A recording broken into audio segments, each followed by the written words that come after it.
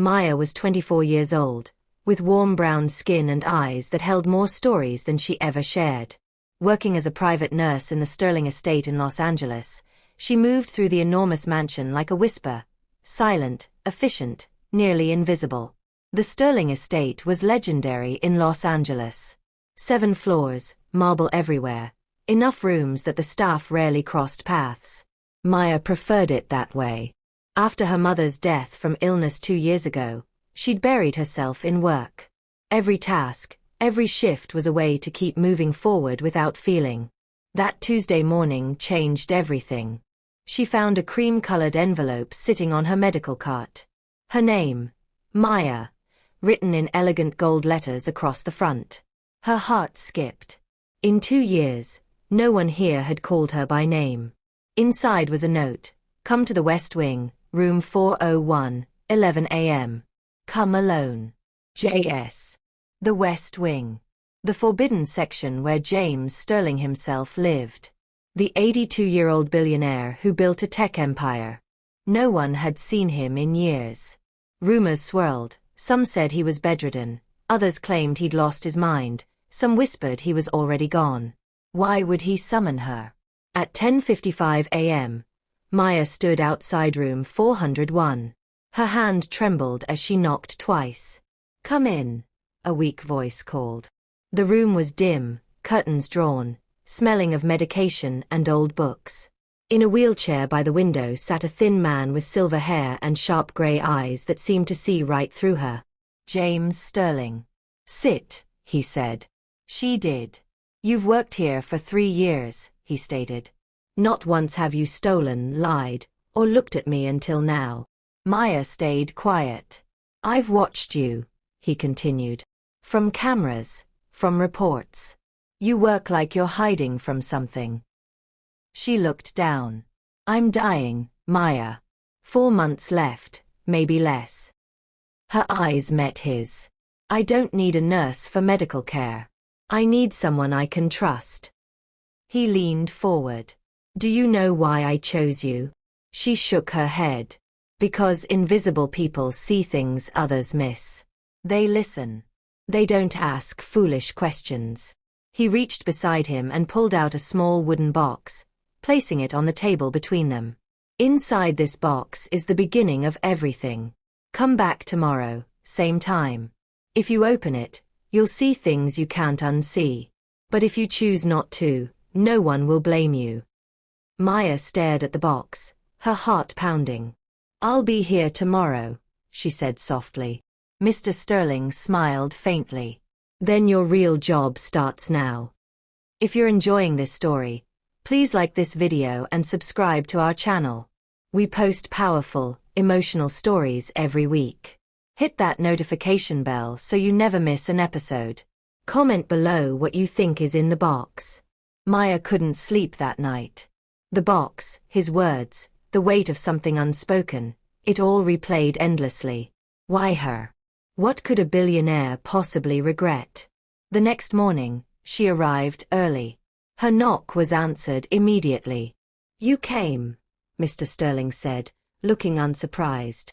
"Yes." "Good. We can begin." He opened the box. Inside lay an old silver key and a folded yellow paper. Nothing else. "See that wall?" He nodded toward a large painting of a ship. "Behind it is a door. No one's been inside for 25 years. Not lawyers, not family. Only me. What's in there? My past.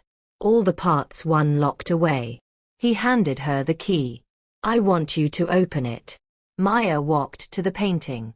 Behind it, she found a small lock built into the wall. The key fit perfectly. Click. The door opened. Dust filled the air. Inside was a small room, bookshelves, boxes, files, and in the center, a single framed photograph on a table. A young black woman holding a baby. Her smile was tired but genuine. The baby looked about a year old. "Who is she?" Maya asked. Mr. Sterling's voice came from behind her. "Someone I left behind. Her name was Ellen. That baby was mine." Maya turned, shocked. You had a child? He nodded slowly. Before wealth, before everything. I want you to read everything in this room. One letter every day, in order. Just read it to me. Why me? Because you remind me of her. Your silence. The way you carry pain like a secret. Ellen was like that, strong but quiet. He gestured to a desk. Open the top drawer. Inside were stacks of envelopes numbered in red ink. Start with number 1. Maya pulled it out, hands trembling. The handwriting was neat, careful. She began reading aloud. May 9th, 1961. My name is James. I'm 18. I live in Georgia. My father works construction. My mother cleans houses like this one. Today, I stole my first $1. I didn't mean to, but I was hungry. I hadn't eaten in 2 days. My father drinks. My mother cries. I want to be more than what I was born into. That $1 made me feel powerful but ashamed. I used it to buy bread. I shared it with Ellen. She didn't ask where I got it. She just smiled. That was when I knew I loved her. Maya stopped. The room was silent. She was my first love, Mr. Sterling said softly. We were poor young. But we had each other. Maya folded the letter carefully. You still want to do this? He asked. Something inside her felt pulled, as if this story was somehow hers too. Yes, she said. Good. His voice sounded lighter. You'll come every day? I will. You won't tell anyone? I won't. Then you may be the first person to really know me. Maya glanced at the photograph again. The woman looked like someone she once knew, her own mother. This wasn't just a job anymore. It was something bigger. She locked the door gently, handed back the key. Before leaving, he said, Maya. She turned. Thank you.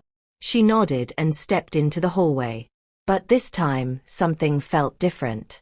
She wasn't just a nurse moving through shadows. She was the keeper of a dying man's truth. And that truth was only beginning. The third day arrived with storm clouds hanging low. Maya walked with purpose through the mansion's marble halls. Room 401 was waiting. Come in, Mr. Sterling's voice called, weaker than before. He now had oxygen tubes under his nose, and his hands trembled holding his tea. But when he saw her, his eyes softened. You're early. I couldn't sleep. He smiled faintly. Neither could I. Without being told, Maya went to the hidden room, switched on the lamp, and pulled out envelope number 2. Mr. Sterling listened, eyes half closed, as she began reading. July 4th, 1962. Ellen was the only good thing in my world. She had dreams. Big ones.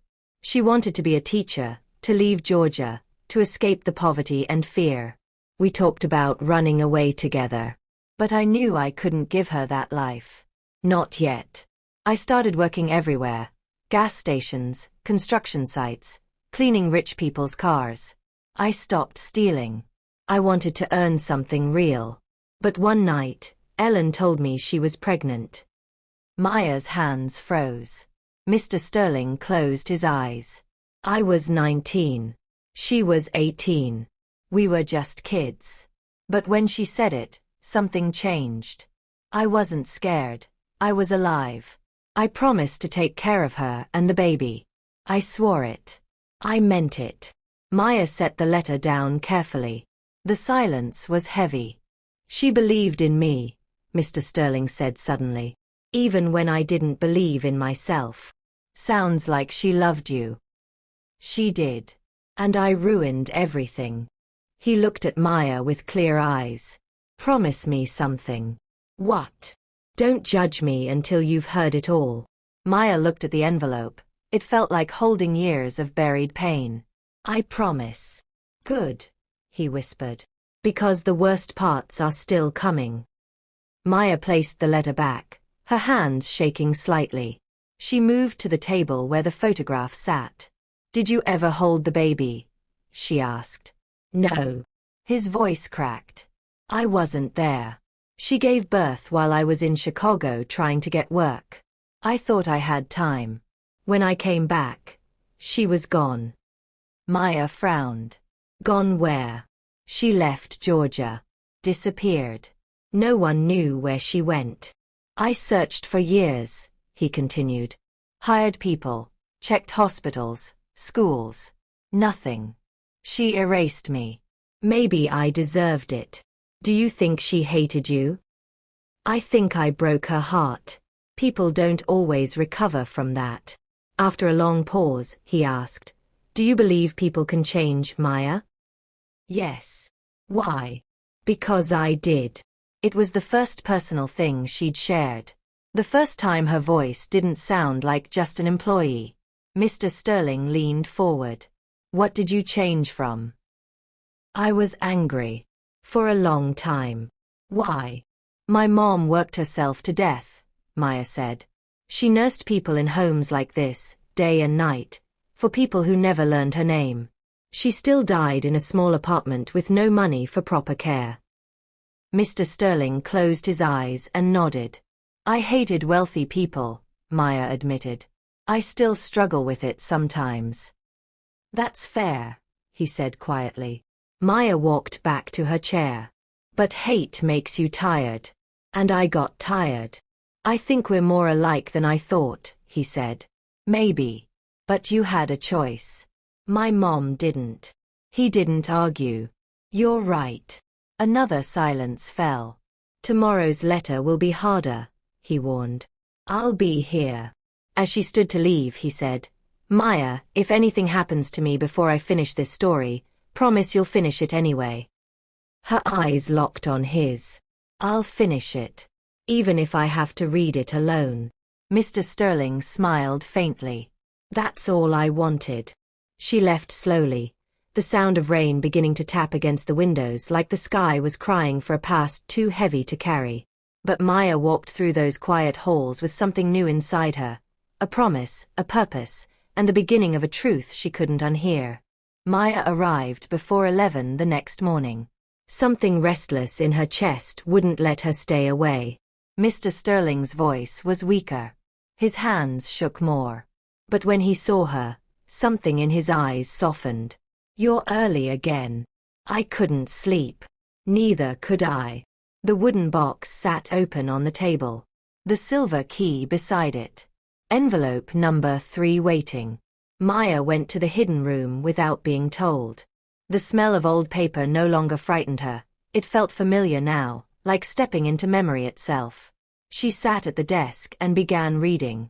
March 10th, 1964. Ellen left without saying goodbye. I came back from Chicago with money and plans. But she was gone. No note, no address, just gone. I searched every street, every name. For months I walked with hope. But hope became anger. I told myself she betrayed me, that she didn't want me. I buried the pain by working harder. I built a small business fixing electronics. It grew. I opened a company. Money came. But the more I made, the emptier I felt. I stopped looking for her. I stopped believing she existed at all. Maya looked up. Mr. Sterling's hands were shaking. Why did you stop searching? She asked quietly. He opened his eyes. Because I thought love was weakness. I thought pain made me stronger. I was wrong. Maya nodded slowly, then continued reading. 10 years passed. I became wealthy, powerful. I wore expensive suits that didn't fit my heart. Then one night, I saw her name again. I was in Denver for business. I saw a file, a funding request for a community school. The name, Ellen Davis. It had to be her. My hands shook. I wanted to call, to see her. But I didn't. Maya's voice grew quieter. Why didn't you? He didn't answer. His eyes stayed on the window. She continued. I told myself I was too proud. That if she wanted to see me, she'd come. But she didn't. 2 years later, the school burned down. The report said no survivors. Maya stopped. Her breath caught. She died, she whispered. Mr. Sterling's voice cracked. That's what they told me. He closed his eyes, face tightening. I went to the site. The building was ash. And I stood there realizing I'd waited too long. She was gone, and I never said sorry. You loved her, Maya said softly. He nodded. More than anyone. But I didn't know how to love her right. Silence filled the room like water rising. After a moment, Mr. Sterling said, "Open the drawer again." Maya did. Inside was another envelope, smaller, sealed differently. "Go on," he said. "It's not a letter. It's a photo." She opened it carefully. A black and white picture of a little boy, maybe 5 or 6 years old. Curly hair, dark eyes, uncertain smile. "Who is this?" Maya asked. "My son." Her heart sank. "I thought he died with her," he continued. "But years later, I learned something else." "What?" "He's alive." Maya's breath caught again. "Alive." He nodded slowly. "Someone told me a child was pulled from the fire. No records, no name. But I know it was him. I can feel it." Maya looked at the photo again. The boy's eyes were full of life. "Do you know where he is now?" "No. I lost the trail years ago. But before I die, I need to find him." Everything suddenly made sense. The letters, the secret room, the locked memories. "This is what you meant," Maya said. "When you said you wanted to die right." He nodded. "I want to see him. Just once. Tell him I'm sorry, even if he hates me." For the first time, she saw tears forming in his eyes. They didn't fall, but they were there, glistening. "I'll help you," Maya said without thinking. He turned sharply. "What?" "I'll help you find him." He stared, speechless. "Why would you do that?" "Because," she said slowly, "no one deserves to die without peace." Mr. Sterling's lips quivered. His hands tightened on his wheelchair. Maya moved closer. "Are you okay?" He nodded weakly. "Just tired. These memories take more energy than walking ever did." She adjusted the blanket on his legs. "You should rest." "Not yet," he whispered. "There's one more thing." She stopped. "Go to the shelf in the corner. There's a brown folder with my name on it." She found it easily, the only folder not covered in dust. Inside were several letters, all unopened, all addressed to James Sterling.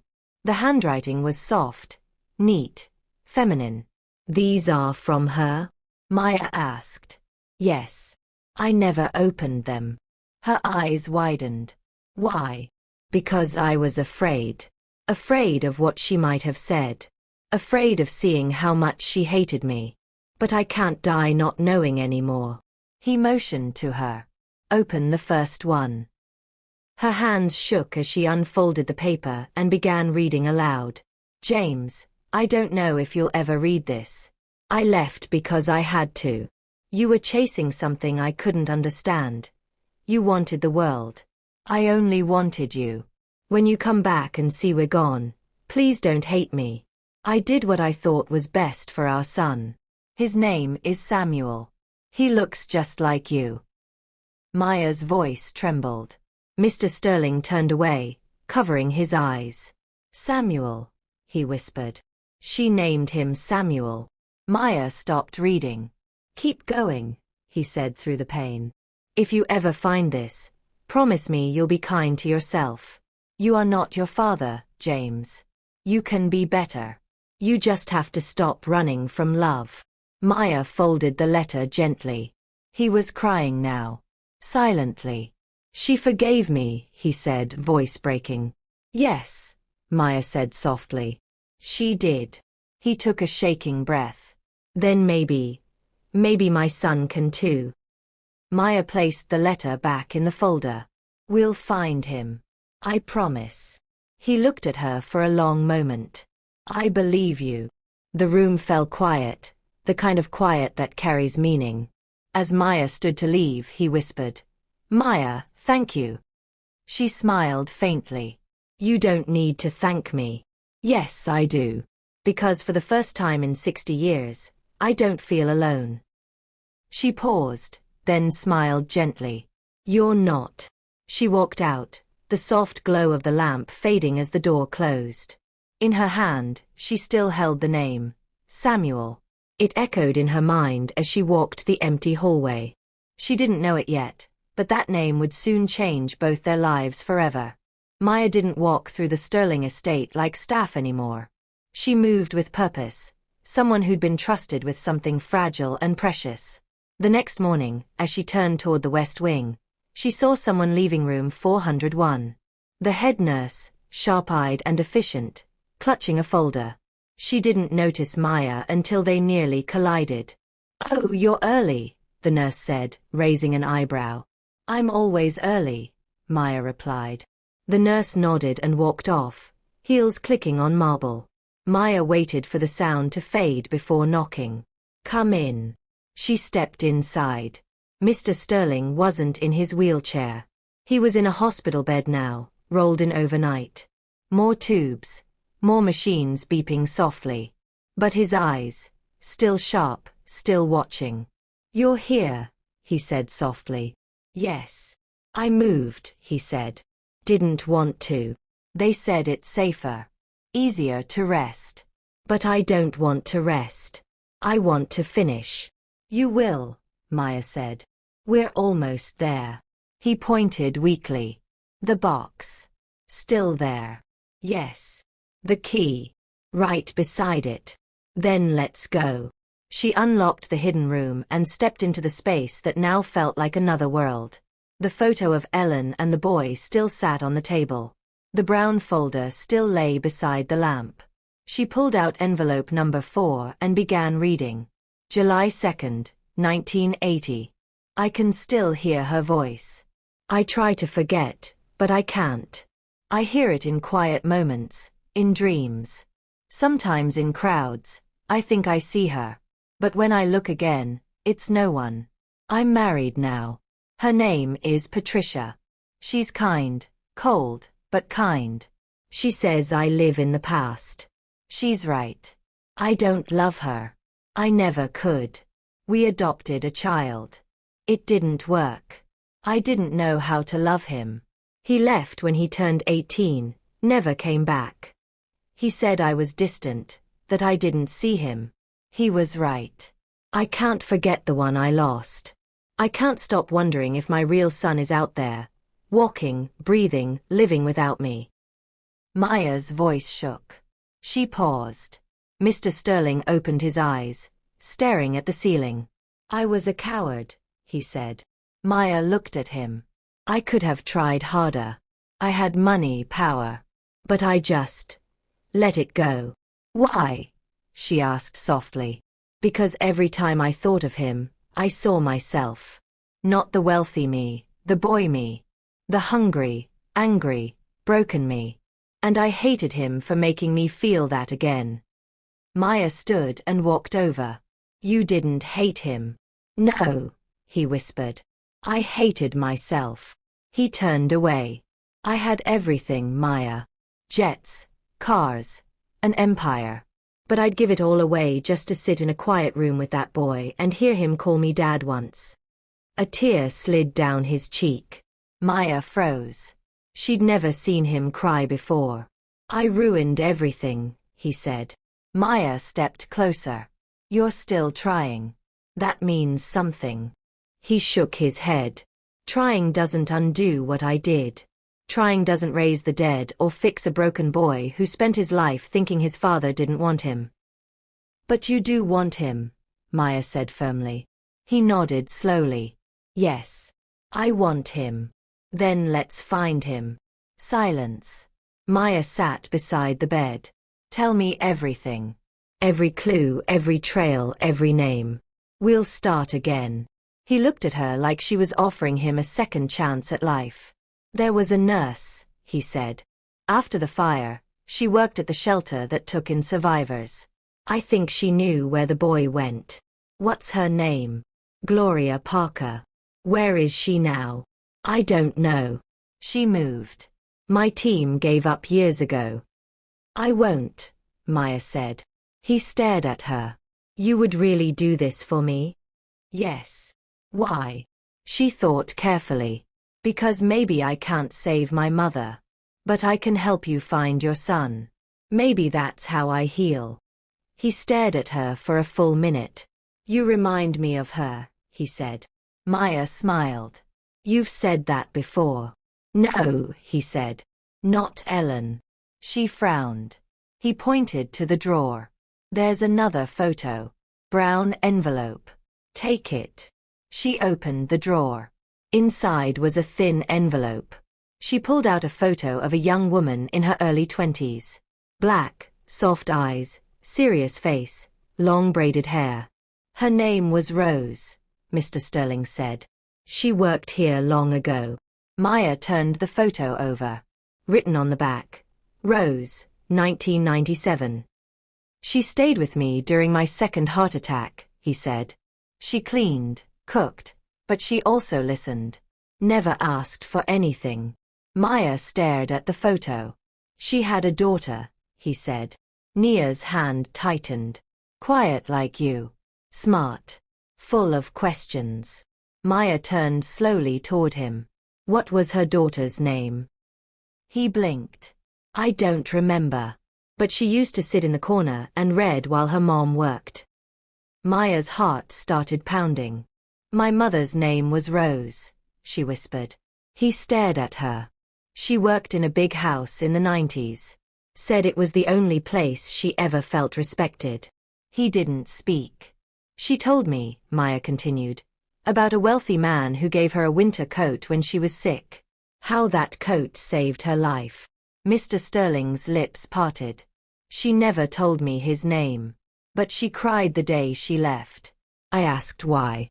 She said, because sometimes even the coldest people carry the warmest regrets. Mr. Sterling's hand covered his mouth.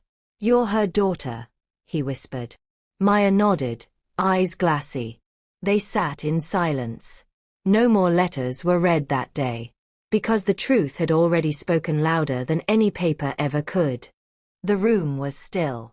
Maya sat across from Mr. Sterling, the photo of her mother, young, braided, soft-eyed, resting on the table between them. Neither spoke for a long time.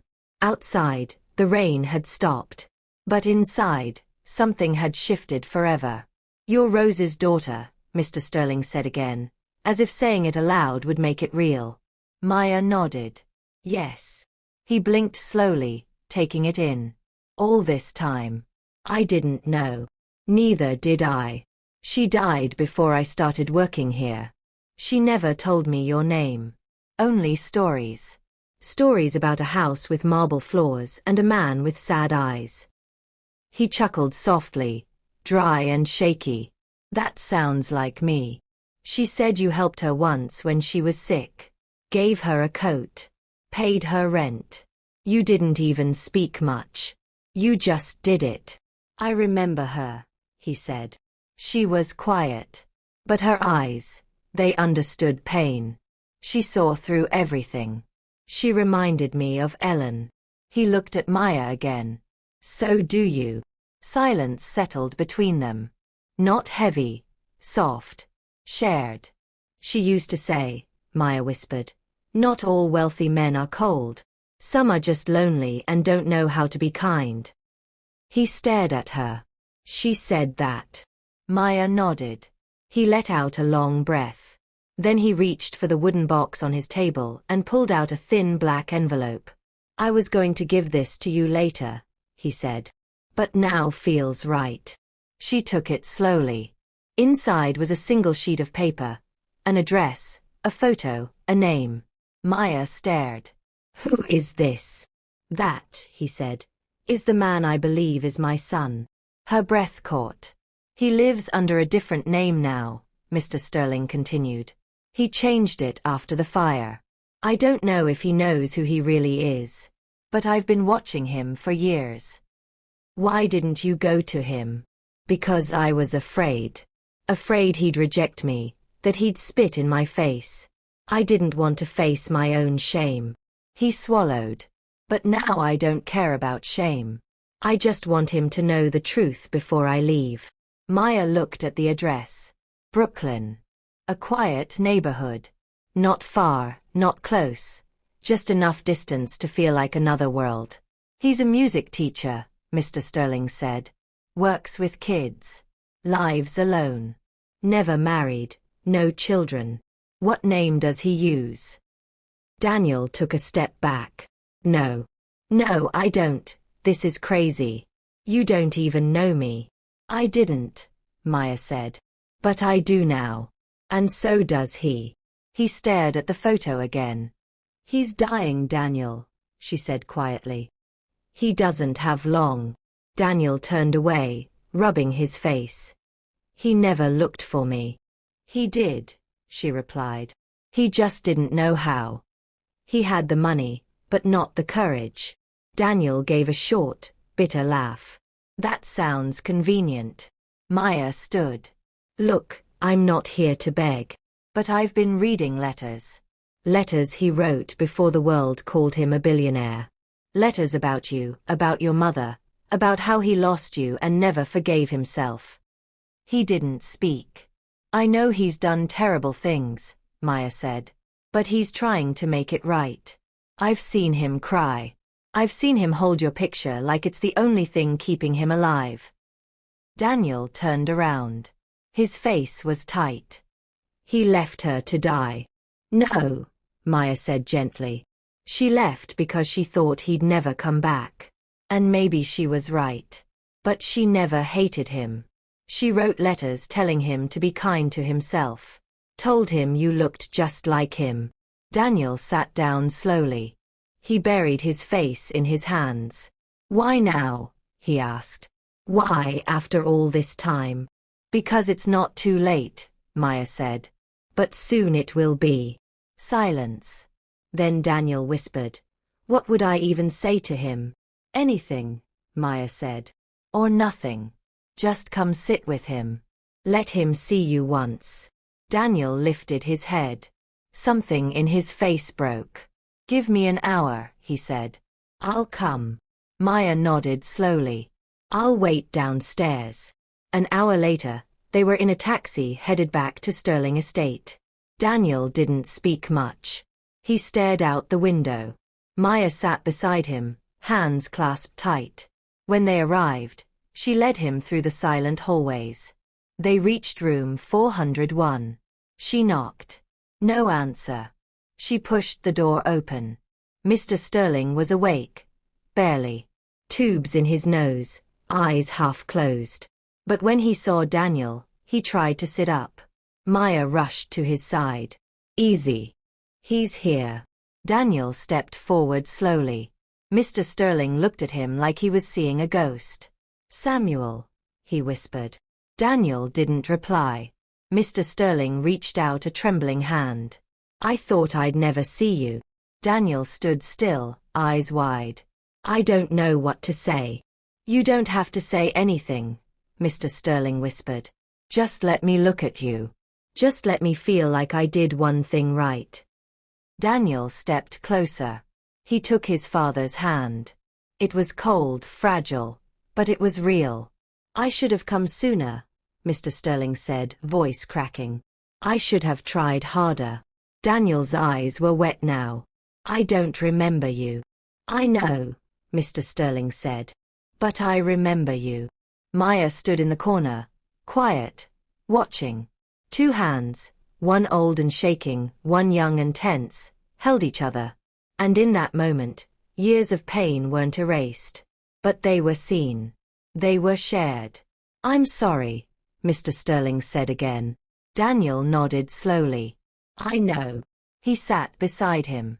And for the first time in his life, Samuel Davis sat next to his father. Not Daniel Reed. Not a stranger.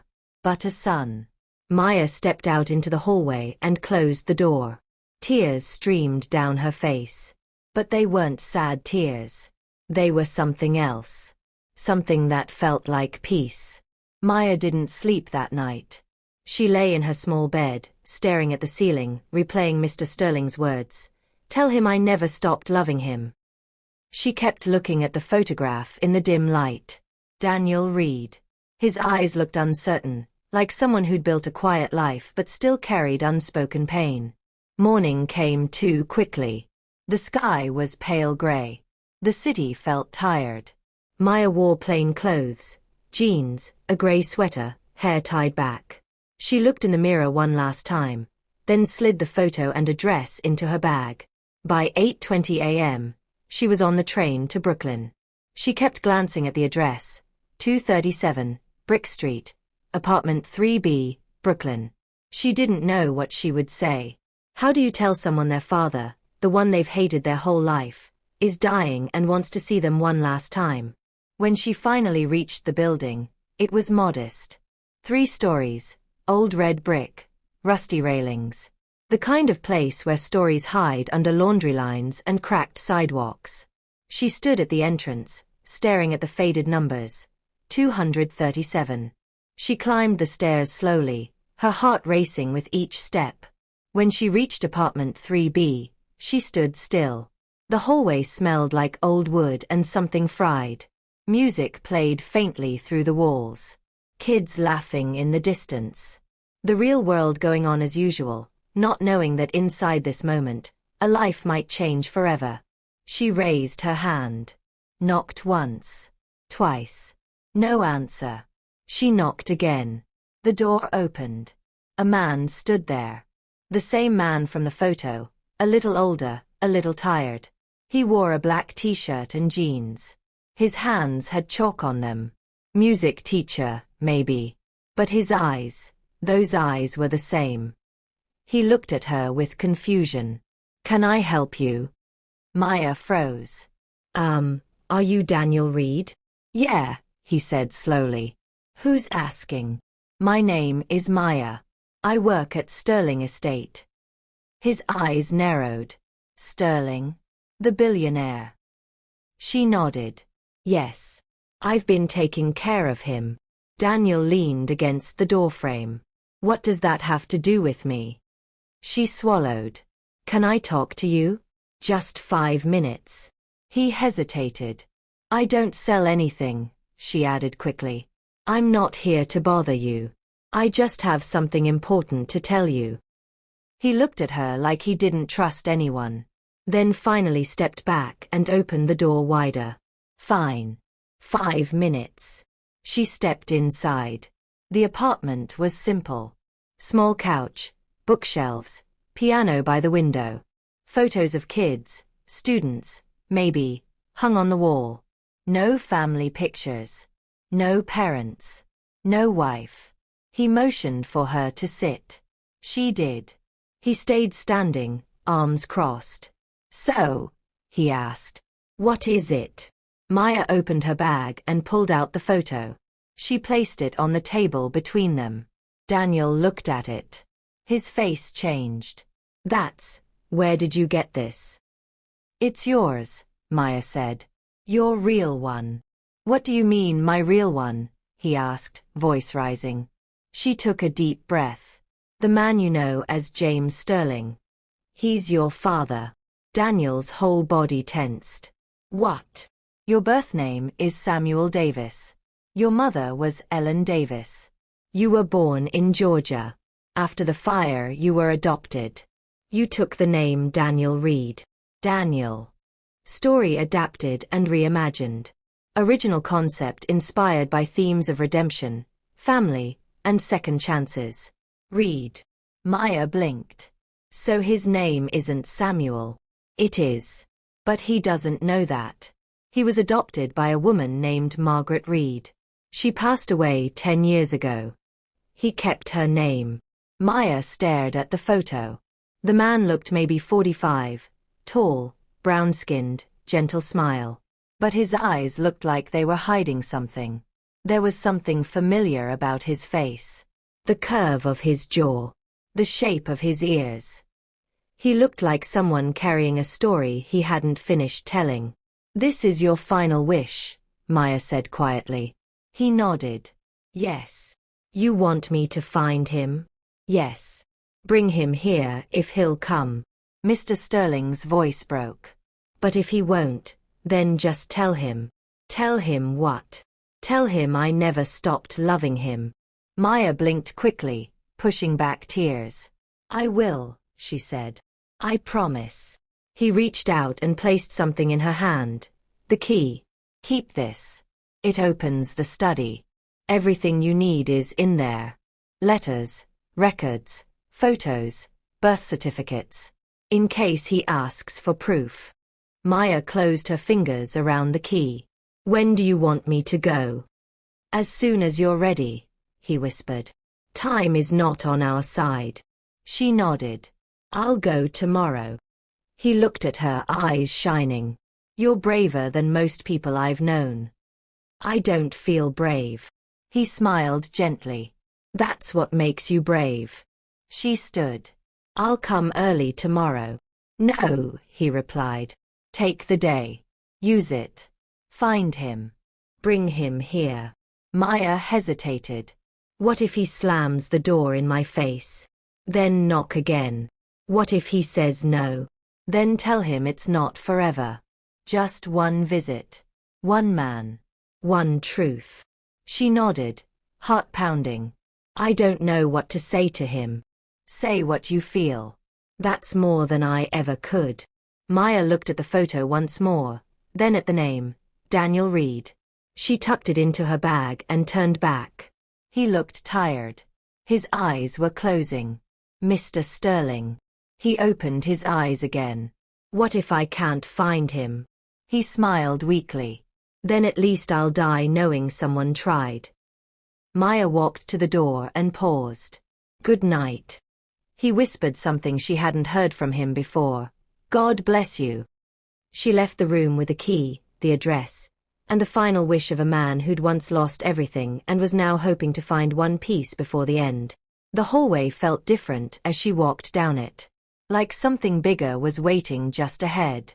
The next morning came slower than usual. The Sterling estate was quiet.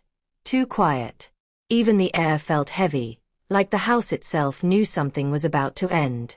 Nurses moved softly through the hallways. Lights were dim. The air smelled faintly of medicine and flowers. Maya stood by the window of the west wing, her eyes tired but steady. She hadn't slept all night. Every time she closed her eyes, she saw Mr. Sterling and Daniel holding hands for the first time. That moment, the silence, the shaking hands, the tears, replayed in her mind like a film that refused to stop. When she finally turned toward the door, she saw Daniel standing there. He looked different. Something softer in his face now. Something broken but healing. Is he awake? He asked. Maya nodded. He's been asking for you. Daniel walked in quietly. The sound of his shoes on marble was the only thing breaking the silence. Maya followed behind him, clutching the small folder that held the letters Mr. Sterling had asked her to keep safe. When they entered the room, Mr. Sterling was sitting up slightly. Morning light fell across his face, making the wrinkles look deeper, older, but peaceful. He turned his head slowly and smiled when he saw them. You came back, he said weakly. Daniel moved closer. I said I would. Mr. Sterling's smile trembled. I wasn't sure. I've learned not to expect forgiveness. Daniel sat by his bed. I didn't come to forgive you. I came to understand you. Mr. Sterling's eyes glistened. That's more than I deserve. Maya stood near the window, watching. She didn't speak. She just listened as father and son sat in the stillness of truth. For a long time, they said nothing. Then Daniel broke the silence. You know, he said softly, I used to imagine what you looked like. I thought maybe you were tall, strong, maybe cruel. I used to dream of meeting you just to tell you how much I hated you. Mr. Sterling closed his eyes. You would have been right to hate me. Daniel's voice cracked. But when I saw you yesterday, I didn't see the man I imagined. I saw someone who's been punishing himself for a lifetime. I have, Mr. Sterling whispered. Every day. Daniel took a deep breath. Then stop now. Mr. Sterling's eyes opened slowly. I don't know how. Daniel reached out and placed his hand on his father's. Then I'll help you.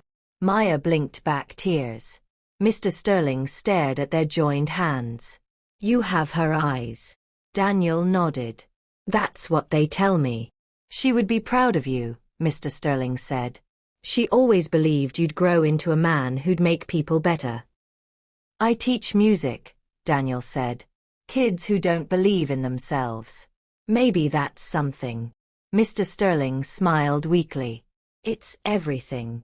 His breathing grew slower. His words came softer now, like whispers caught between worlds. I wrote you a letter, he said. It's in the drawer beside you. Read it after I'm gone. Daniel shook his head. Don't say that. It's time, Mr. Sterling said. We both know it. Maya stepped forward quietly. Do you want me to call the doctor? He shook his head. No. Just stay. Maya nodded and sat down beside him. For a moment, no one spoke. The room felt sacred, like the air was holding its breath. Mr. Sterling turned to Maya. You kept your promise. She smiled faintly. You made it easy to keep. He shook his head slowly. No. I made it hard. You just didn't give up. She swallowed hard. Your mother would be proud of you, he said. Maya's lips trembled. You really think so? I know so, he said. You did what I couldn't. You gave love even when life gave you pain. She looked down, tears slipping silently. Take care of him, Mr. Sterling said, turning back to Daniel. Daniel's voice shook. I will. Promise me. I promise. Mr. Sterling smiled. Then slowly, he reached under his pillow. He pulled out a small metal key, different from the one Maya already had. He placed it in Daniel's hand. There's a safe behind the bookshelf in the study. Inside you'll find what I wanted you to have. Daniel frowned. I don't want your money.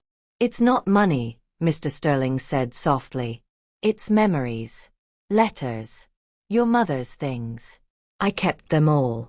I couldn't look at them, but I couldn't throw them away either. Daniel's hand trembled as he closed his fingers over the key. Thank you. Mr. Sterling nodded weakly. The nurse stepped in quietly, checked the monitors, then stepped back without saying a word. Everyone in the room knew what was coming. Mr. Sterling's breathing grew slower. His voice faint. Do you believe in heaven? He asked suddenly. Daniel looked at him. I didn't. And now? Daniel swallowed. Maybe I do. Mr. Sterling smiled faintly. Good. Because I need to believe I'll see her again. He turned to Maya one last time. Thank you for helping me go home. She nodded, tears falling freely now. Rest, she whispered. He looked at Daniel again. I'm proud of you, son. Daniel's jaw tightened. I love you. Mr. Sterling's lips moved, but no sound came. His hand loosened. The monitor beside him let out a long, steady tone. Maya stood frozen. Daniel gripped his father's hand and lowered his head. The nurse stepped forward quietly, checked the pulse, then covered Mr. Sterling gently with the sheet. The room was filled with silence, but it wasn't empty. It was full of memory, of love, of peace. Later that day, the lawyer came. They gathered in the hidden study, the same room that had started everything. The smell of old paper still lingered. The photos still sat on the table. The wooden box was now closed for good. Daniel sat in silence. Maya beside him. The lawyer read from a folder. Mr. James Sterling's will was updated 2 weeks ago. Daniel barely reacted. He wasn't here for inheritance. He was still lost in the space his father had left behind. The lawyer continued. The majority of his estate will go to charitable foundations under his son's direction. However, there is a personal note addressed to Miss Maya Thompson. Maya's head snapped up. Me. The lawyer handed her an envelope. She hesitated, then opened it. Inside was a short handwritten note in Mr. Sterling's familiar handwriting. Maya, you came into my life as a nurse and left as my second chance. You reminded me that kindness still exists in the quiet corners of this world. I wanted you to know that your mother's spirit lives in you. You gave me peace when I thought I'd never earn it. In the safe under the desk, there's a letter for you. Take it, and take the scholarship fund I've created in your name. Use it for whatever you dream of. Live your life fully. That's how you'll honor both her and me. With love, James Sterling. Maya's hands shook as she read it. Daniel smiled softly. He really meant that. Maya nodded, tears filling her eyes again. He kept his word. The lawyer closed his file. That's all. When everyone left, Maya and Daniel stayed in the study alone. The afternoon light filled the room, golden and soft. Dust floated through the air like slow-falling stars. Maya opened the safe. Inside was a small letter and a thin blue folder. The letter was short, simple. Maya, if you ever doubt your worth, remember this. Love made you, not pain. Go and build the life your mother wanted for you. Don't let grief chain you the way it chained me. J.S. Maya pressed it to her chest and closed her eyes. When she looked up, Daniel was standing by the window, light falling across his face. She really was right, Maya said quietly. About what? That sometimes even the coldest people carry the warmest regrets. Daniel smiled. And sometimes strangers become family. They stood there in silence for a long time. The mansion felt peaceful now. No whispers. No ghosts. Just sunlight, letters, and the sound of life beginning again. Maya stepped out onto the balcony, looking over the wide garden. The same wind that once carried grief now felt light, almost forgiving. She looked up at the sky and whispered, "He made it home." Daniel joined her. "So did you." She smiled. For the first time in her life, Maya didn't feel like the quiet nurse in the background of someone else's story. She felt seen. She felt alive. And as the wind blew softly through the trees, she finally understood what her mother meant when she used to say, "Kindness always finds its way back." 3 months later, Maya stood in front of a small music school in Brooklyn. The sign above the door read, "Samuel's Sound Music for Everyone." Daniel had opened it using part of his inheritance. A place where kids from all backgrounds could learn music for free. A place where stories were told through melodies instead of words.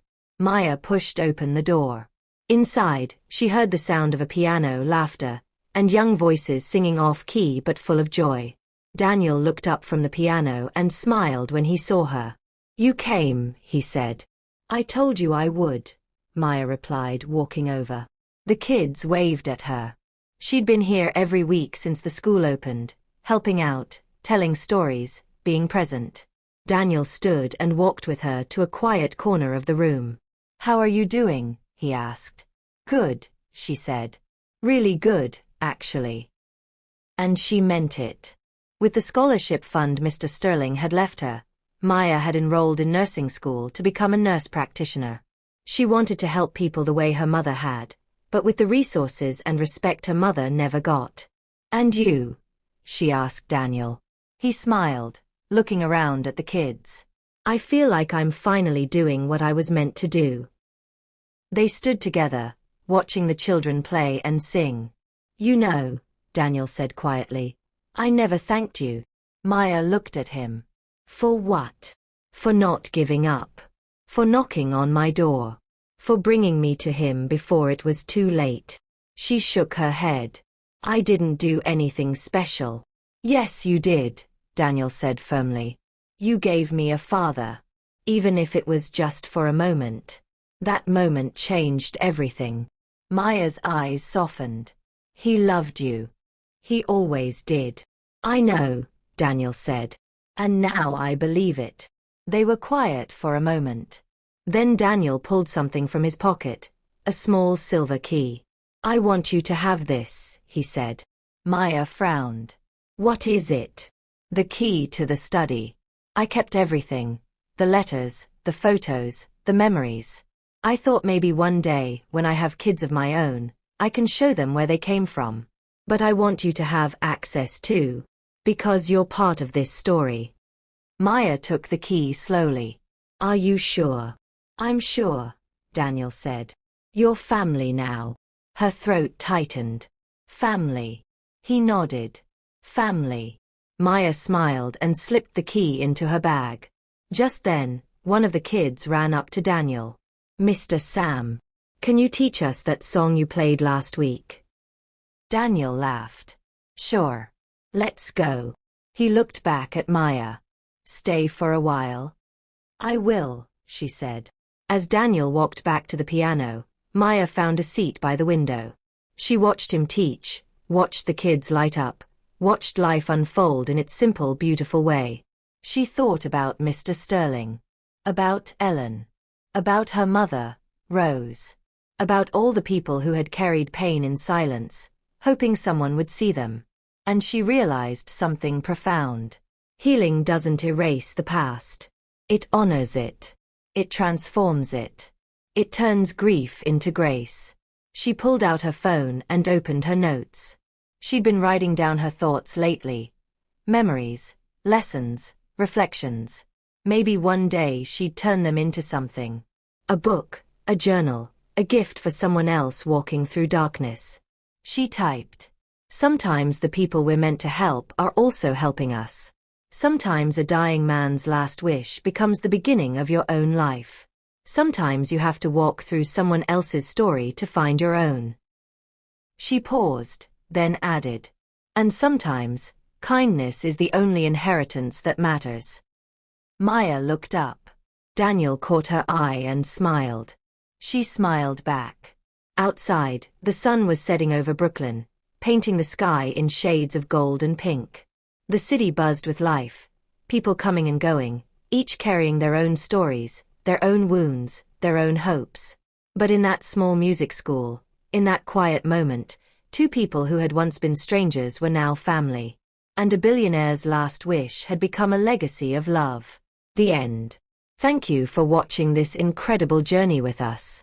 If this story touched your heart, please like this video, subscribe to our channel, and share it with someone who needs to hear this message about forgiveness, redemption, and the power of second chances. Comment below. What was your favorite moment in this story? We read every single comment and love hearing from you. Don't forget to hit that notification bell so you never miss our next powerful story. We post new content every week that will inspire, move, and uplift you. See you in the next story. Until then, remember, kindness always finds its way back. God bless you all.